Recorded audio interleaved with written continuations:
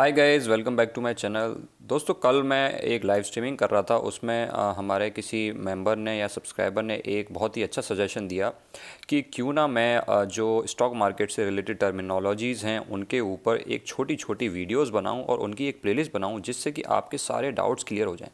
जैसे कि काफ़ी लोगों को ये नहीं पता होता कि फ्री फ्लोट मार्केट कैपिटलाइजेशन क्या होता है, काफ़ी लोगों को ये नहीं पता होता कि ओपन इंटरेस्ट क्या होता है, और ऐसी बहुत सारी टर्मिनोलॉजीज़ होती हैं जिनके ऊपर बहुत ज़्यादा इन्फॉर्मेशन अवेलेबल नहीं है या काफ़ी लोगों को पता नहीं होता है।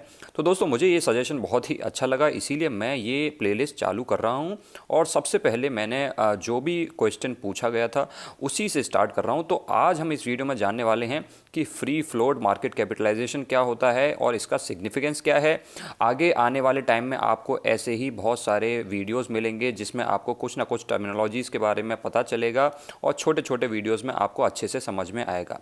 सो आप अगर ये इन्फॉर्मेशन जानना चाहते हैं तो आप चैनल को सब्सक्राइब कर सकते हैं, जिससे कि आपसे कोई भी वीडियोस मिस ना हो। तो चलिए दोस्तों, शुरू करते हैं। सबसे पहले जानते हैं कि फ्री फ्लोट मार्केट कैपिटलाइजेशन क्या होता है। अब फ्री फ्लोट मार्केट कैपिटलाइजेशन जानने से पहले आपको ये पता होना चाहिए कि मार्केट कैपिटलाइजेशन क्या होता है। तो हम पहले बात करते हैं कि मार्केट कैपिटलाइजेशन क्या होता है। अब आपने देखा होगा कि आपको काफ़ी स्टॉक्स की मार्केट कैप देखने को मिलती होगी। डिफरेंट डिफरेंट ऐप्स पे आप देखते होंगे, जैसे कि रिलायंस की 13-14 लाख करोड़ मार्केट कैप है, या अगर हम HDFC बैंक के बारे में बात करें तो 8 लाख करोड़ की मार्केट कैप है। सो इसका मतलब क्या है एक्चुअल में? सो मार्केट कैप का मतलब होता है दोस्तों कि सपोज करिए कोई कंपनी है, उसने 1000 शेयर्स इश्यू किए। कोई कंपनी है जिसके आउटस्टैंडिंग शेयर्स जो हैं वो 1000 हैं, है ना, और एक शेयर का प्राइस चल रहा है 100 रुपये। तो इस कंपनी की मार्केट कैप कितनी हो जाएगी? ये इनका मल्टीप्लिकेशन हो जाएगा। 1000 शेयर्स हैं आउटस्टैंडिंग कंपनी के और 100 रुपये एक शेयर की वैल्यू है। इसका मतलब सारे शेयर्स की वैल्यू मिला करके कितनी हो गई? वो हो गई 1 लाख रुपये।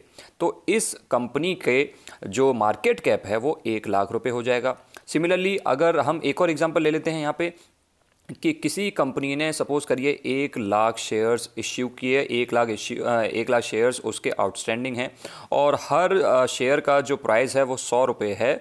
तो इस कंपनी की मार्केट कैप कितनी हो जाएगी? 100 इंटू 1 लाख, और ये कितना हो जाएगा? 1 करोड़। ठीक है, तो इस तरीके से मार्केट कैप निकाला जाता है। तो इस कंपनी का मार्केट कैप 1 करोड़ रुपए हो जाएगा। अब क्योंकि स्टॉक मार्केट में सारी कंपनीज बहुत बड़ी बड़ी हैं और ये नंबर ऑफ शेयर्स भी बड़े होते हैं, और आपने देखा होगा 100 रुपये से ज़्यादा के ही होते हैं ज़्यादातर स्टॉक्स, इसीलिए मार्केट कैप आपको लैक्स एंड लैक्स ऑफ करोड्स में दिखते हैं। सो ये होता है मार्केट कैप।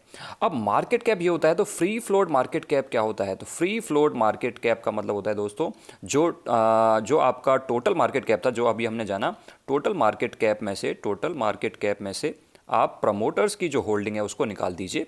प्रमोटर की होल्डिंग को जब आप निकाल देंगे तो ये जो मार्केट कैप बचेगी, इसको हम फ्री फ्लोट मार्केट कैप कहते हैं। इसको फ्री फ्लोट मार्केट कैप कहा जाता है।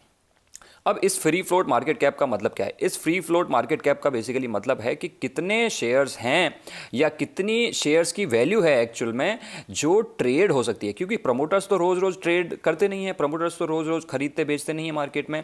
सो एक्चुअल में इतने ही नंबर ऑफ शेयर्स इनटू उनकी जो भी शेयर की प्राइस है, उतना ही फ्री फ्लोट मार्केट कैप माना जाएगा इस कंपनी का, क्योंकि इसमें से हमने प्रमोटर्स का निकाल दिया। तो ये बेसिकली मतलब होता है फ्री फ्लोट मार्केट कैप का। अब सपोज करिए किसी कंपनी में मान लीजिए 1000 शेयर्स हैं आउटस्टैंडिंग और 100 रुपये हर शेयर का प्राइस है, तो टोटल मार्केट कैप तो इसका हो जाएगा 1 लाख रुपये। ठीक है, 1 लाख। अब ऐसा हो सकता है कि इसमें से 1000 में से 500 शेयर्स प्रमोटर्स के पास हैं।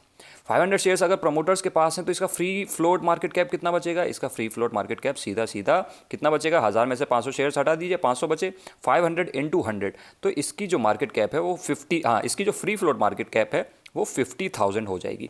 अगर प्रमोटर्स के पास यहाँ पे 500 की जगह 100 ही होते तो इसकी फ्री फ्लोट मार्केट कैप कितनी होती? इसकी फ्री फ्लोट मार्केट कैप होती 1000 माइनस 100, 900 हो गया। 900 इंटू 100, 90,000। तो उस कंपनी की 90,000 फ्री फ्लोट मार्केट कैपिटलाइजेशन होती। सो हमने जान लिया कि मार्केट कैपिटलाइजेशन क्या होता है, उसको कैलकुलेट कैसे करते हैं। फ्री फ्लोट मार्केट कैपिटलाइजेशन क्या होता है, उसको कैसे कैलकुलेट करते हैं।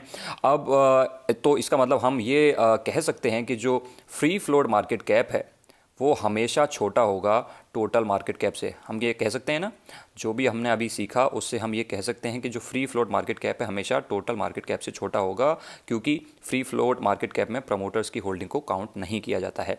अब इसका सिग्निफिकेंस क्या है? इसका सिग्निफिकेंस ये है कि जो दोस्तों आप लोगों ने देखा होगा कि निफ्टी में जो सबसे ज़्यादा हैवी वेट रिलायंस है, उसके बाद हो सकता है इन्फोसिस हो, उसके साथ एचडीएफसी बैंक हो, तो ये सारे जो होते हैं काफ़ी लोग इसको मोटे तौर पे कह देते हैं कि ये इनके मार्केट कैप के अकॉर्डिंग है, क्योंकि रिलायंस की मार्केट कैप सबसे ज़्यादा है या इन्फोसिस की एचडीएफसी बैंक से ज़्यादा है, इसीलिए इनका वेटेज निफ्टी में ज़्यादा है। तो ऐसा नहीं है दोस्तों, मार्केट कैप के अकॉर्डिंग नहीं होता है। निफ्टी 50 में जो वेटेज होता है वो फ्री फ्लोट मार्केट कैपिटलाइजेशन के अकॉर्डिंग होता है। तो ऐसा आपको कई बार देखने को मिल सकता है कि किसी स्टॉक का, मान लेते हैं कोई स्टॉक 1 है और स्टॉक 2 है, इसका मार्केट कैप छोटा होते हुए भी इसका निफ्टी 50 में वेटेज ज़्यादा हो सकता है। इसका मार्केट कैप हो सकता है छोटा हो, इससे M1 जो है वो M2 से छोटा हो सकता है। एक सेकंड मैं इसको फिर से बना देता हूँ।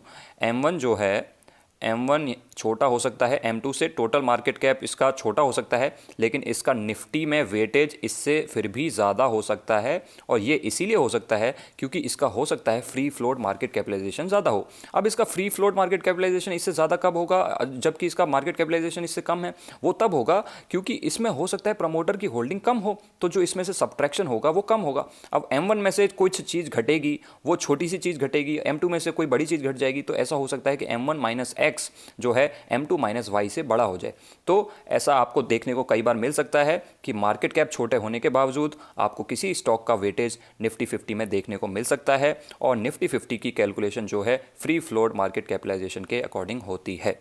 अब दोस्तों हमने ये तो जान लिया कि फ्री फ्लोट मार्केट कैपिटलाइजेशन क्या होता है, उसका निफ्टी 50 पे क्या असर होता है, लेकिन इसका स्टॉक प्राइस पे क्या कोई असर पड़ता है? अगर पड़ता है तो क्या पड़ता है?